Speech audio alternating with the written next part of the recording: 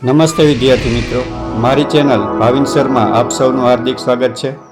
હજી સુધી આપે મારી ચેનલ સબસ્ક્રાઇબ ન કરી હોય તો તુરંત સબસ્ક્રાઇબ કરો, બેલ આઇકોન પ્રેસ કરો। વિદ્યાર્થી મિત્રો, પૂરક પરીક્ષા આવવા જઈ રહી છે તો તેની તૈયારી રૂપે આપણે આજે આઈએમપી પેપરની ચર્ચા કરશું। મોડેલ પેપર વિષય ગણિતના ધોરણ 7। તો વિદ્યાર્થી મિત્રો, મારા આગલા વિડીયો જોવ જેમાં બધા ચેપ્ટરની સમજૂતી આપેલ છે, તો વારંવાર પુનરાવર્તન કરતા રહો।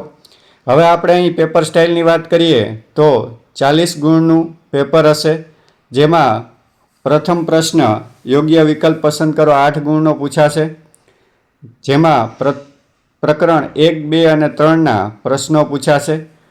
આપણો કોર્સ પણ જુલાઈ મહિના સુધીનો એટલે કે 3 ચેપ્ટરનો જ છે। ત્યારબાદ બીજો પ્રશ્ન પૂછાશે કે યોગ્ય ખાલી જગ્યા પૂરો, યોગ્ય ખાલી જગ્યા, યોગ્ય શબ્દ વડે ખાલી જગ્યા પૂરો, આ પણ 8 ગુણનો પ્રશ્ન પૂછાશે। ત્યારબાદ આપણે આગળ જોઈએ તો પ્રશ્ન 3અ, કોઈ પણ 3 દાખલા ગણવાના હશે। પ્રથમ પ્રકરણમાંથી આ પ્રશ્ન પૂછાશે। 3 દાખલા ગણવાના છે, દરેક દાખલાના 2 ગુણ હશે એટલે કે 6 ગુણ હશે। ત્યારબાદ પ્રશ્ન 3બ, આ પણ તમને પ્રકરણ 1માંથી જ પ્રશ્ન પૂછાશે। 2 દાખલા પૂછાશે અથવા તો 1 દાખલો પૂછાશે જેના 2 ગુણ હશે।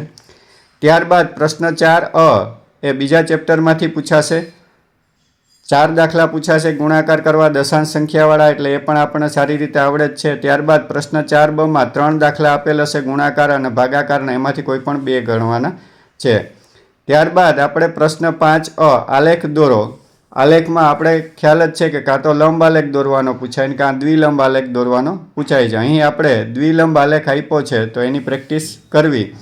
આલેખ આપણે સ્વાધ્યાય પોથીમાં સારી રીતે ચેપ્ટર સમજાવેલ જ છે એટલે આપણને બધાને સારી રીતે આવડે જ છે, છતાં વારંવાર પુનરાવર્તન કરવું અને આ પેપરની પ્રિન્ટ કઢાવી અને પ્રેક્ટિસ કરવી, જેથી તમને વધુ સારી રીતે સમજાઈ શકે।